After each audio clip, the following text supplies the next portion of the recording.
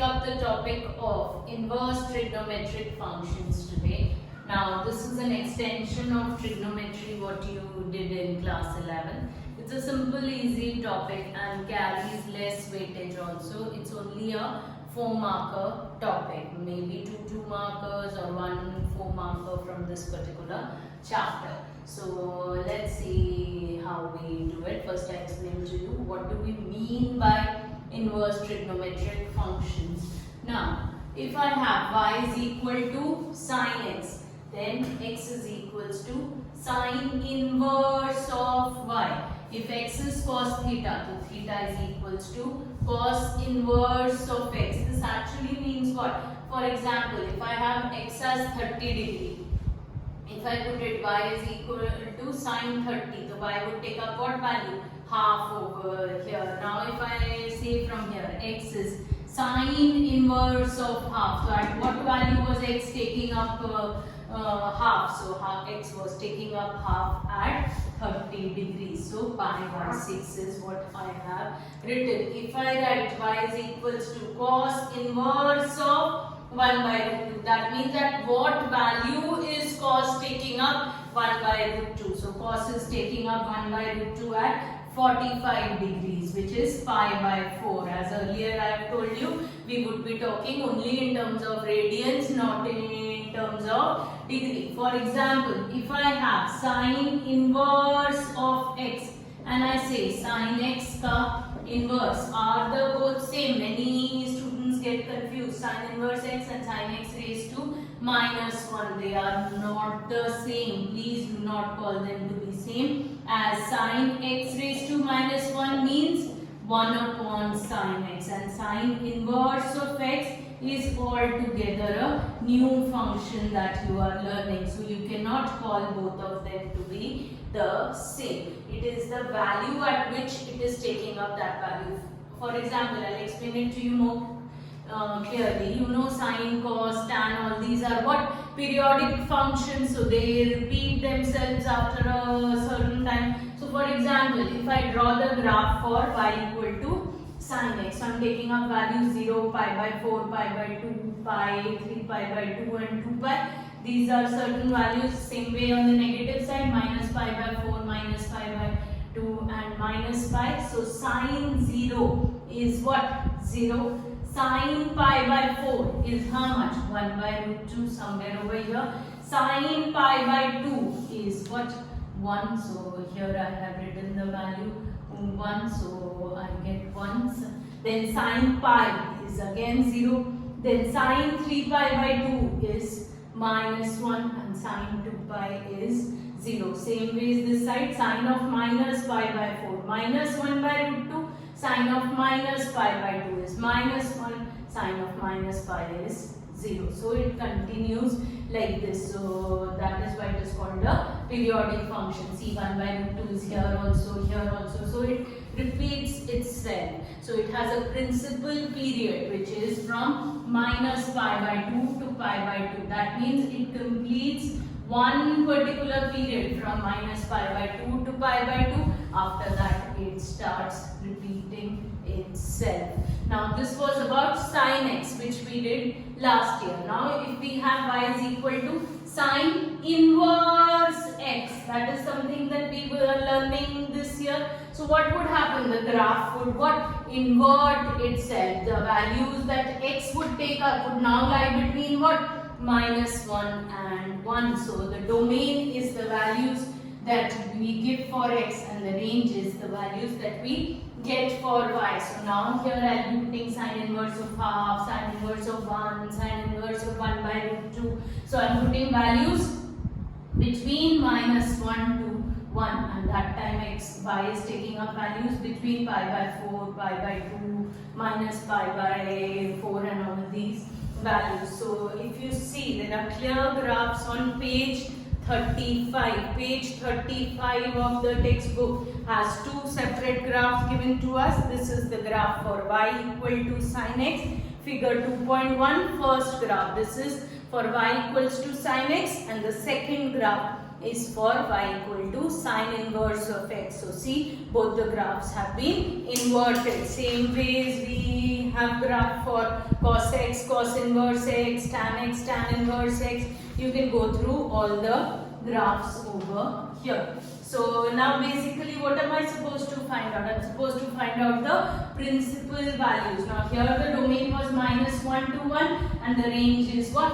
-π/2 to π/2. Principal value means the range. That means it has to lie between a particular value. For example, see, if I am finding out y is equal to tan inverse of 1, that means at what value does tan take up value 1?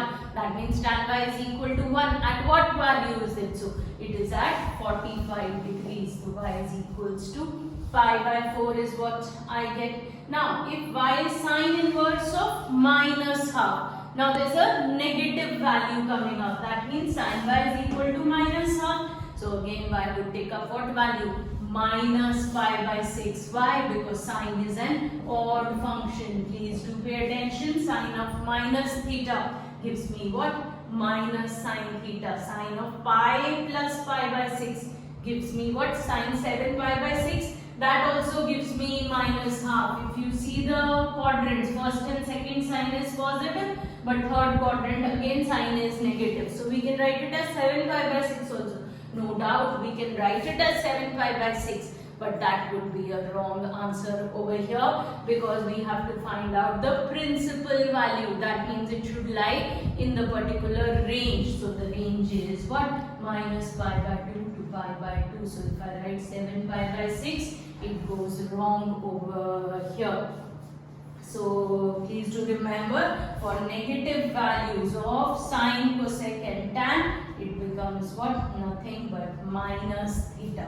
Let's see for cos now. If y is equals to cos inverse of -half, that means cos y is equals to -half over here.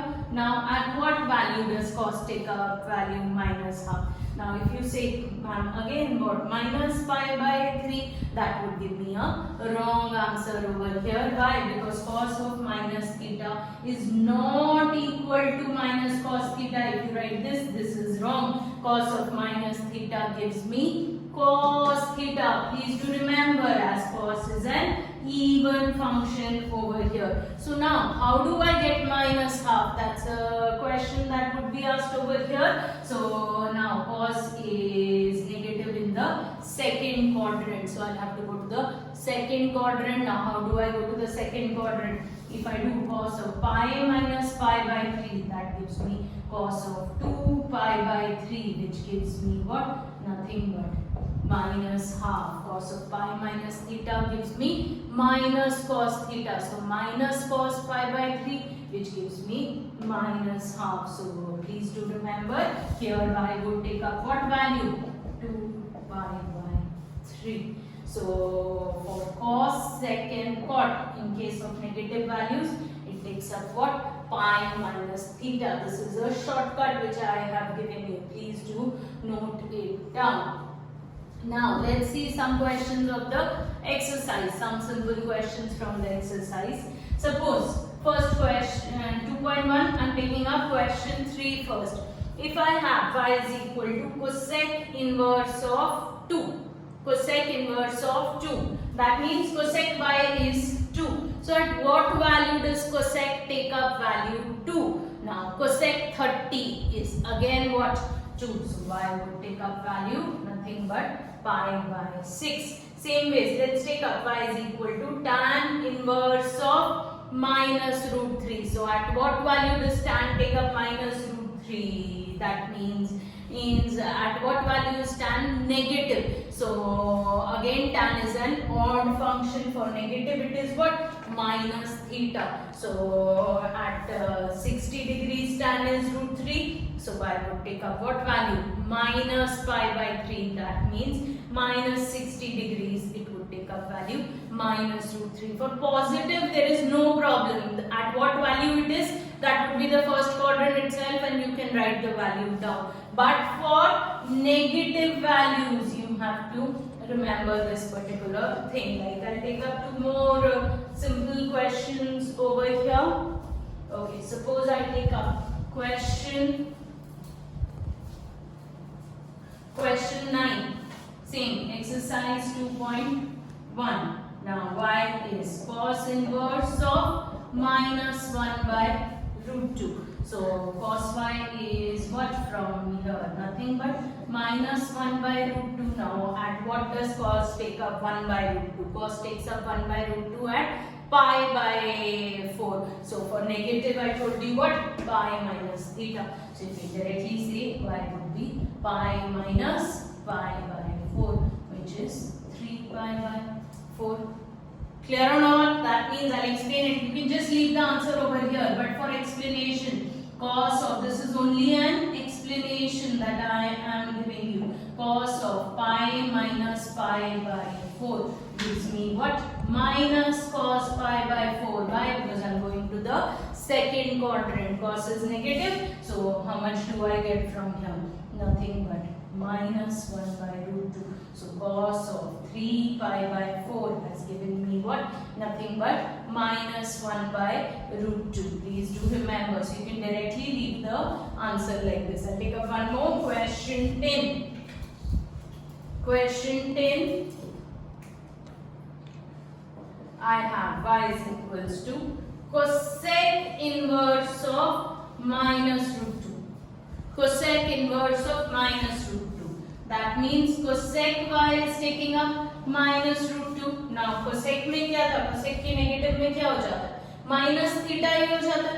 अब किस पर cosec root 2 लेता है? At 45 यानी pi by 4. तो आप directly y को क्या लिख दोगे? Minus pi by 4. खत्म हो गया. These are all only one markers to find out the principal value, to find out the range. Now there is a table given on page 40. I want you all to learn up this table. There is a table given on page 40. These are the principal ranges and the domain of sine inverse, cos inverse, tan inverse, cot inverse. So I want you to learn all this. This is also asked for 1 mark. Clear to everybody?